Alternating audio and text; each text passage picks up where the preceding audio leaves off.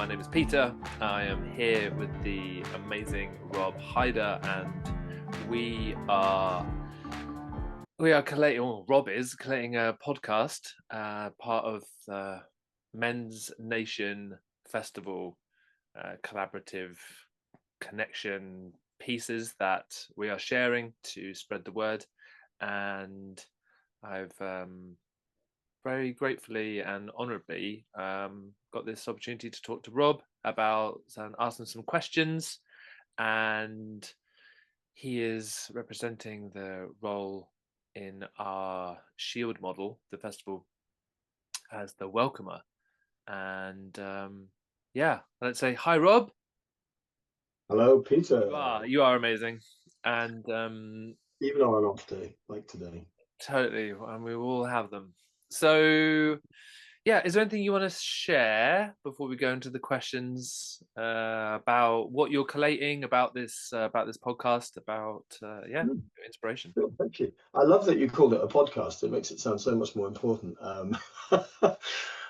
So yeah, it was an idea that I think our dreamer Borage, who I had the same kind of chat with about a month ago, we just came up with this idea of, well, let's tell people a little bit about what we are. You know, we're this kind of collective of volunteers who give our time to make sure that the gathering actually happens, and to think about what will happen when we gather. I would also like to amend your 3 basic questions. I have 5 for you. I know, just put you on the spot there, but yeah, this is a great description, and I think that's it. It's like bringing a piece of our heart and our experience to the world in something which, as long as the internet is alive, will last forever and will be shared, and hopefully for as long as Men's Nation or its evolution continues, people can pick this up as inspiration to come and join. Because I don't know about you, but for me, it's been an inspirational piece of my life. So yeah, absolutely. And I think you just made me think, Pete, given our check-in earlier when I said I wasn't feeling at my shiny best, which is absolutely fine. The invitation really is to come as you are. You know, if you come to a Men's Nation and you're kind of metaphorically crawling through the gate on the last of your energy, great. You know, you don't have to turn up. And I think a lot of men, maybe women too, but and other beings struggle with this sense of like, we have to put on a brave face, and you know, our game face, seem to be at our best all the time. And actually, why not have a conversation when life is not at its peak? So yeah, and as you said, it can be a reset as well. I think Men's Nation, you know, just to get out into nature, hang around with a bunch of good people, and whatever you decide to do in the space. I mean, 100%. I know brothers that have turned up feeling shit, feeling rubbish, feeling at the end and just going, oh God, I've dragged myself here, and have just had a total 180 being there. And I think maybe we can get into a bit more, so good, we'll get into it through the questions, but yeah, the festival itself, the location, all supports that. So break down to rebuild. Yeah. So let's dive into the questions.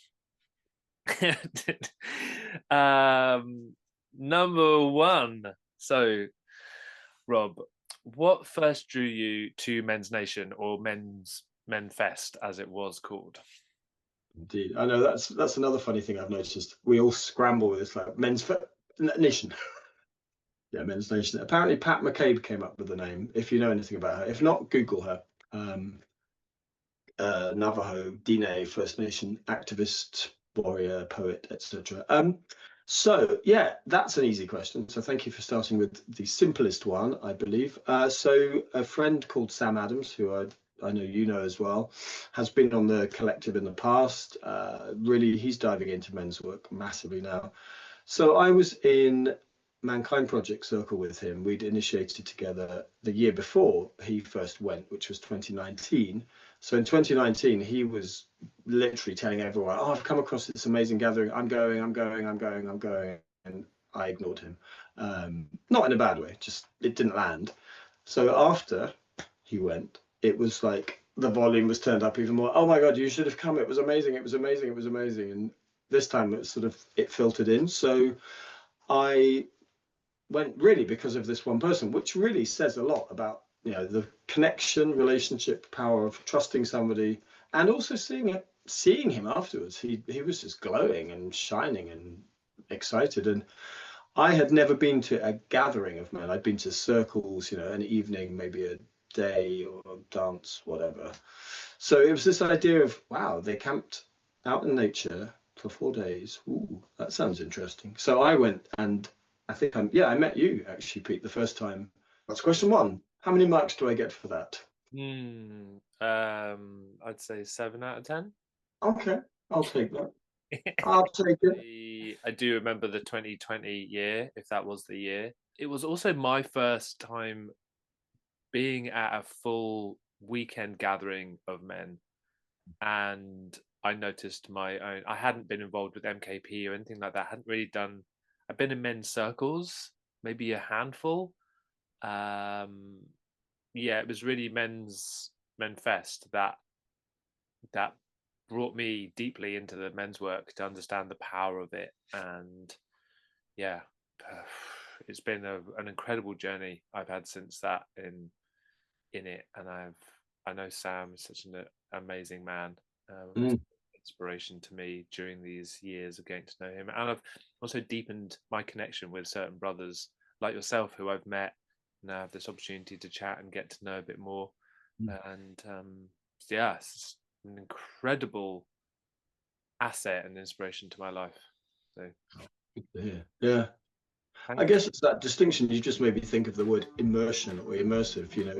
You can get a taste in a couple of hours at a circle, but actually to have that sense of, oh, this isn't ending tonight, and then there's tomorrow, and then there's another day, and there's another day, and it can actually feel really expansive, like you're away for a week. It's been my experience. Yeah, it's amazing. Quantum time. Fantastic.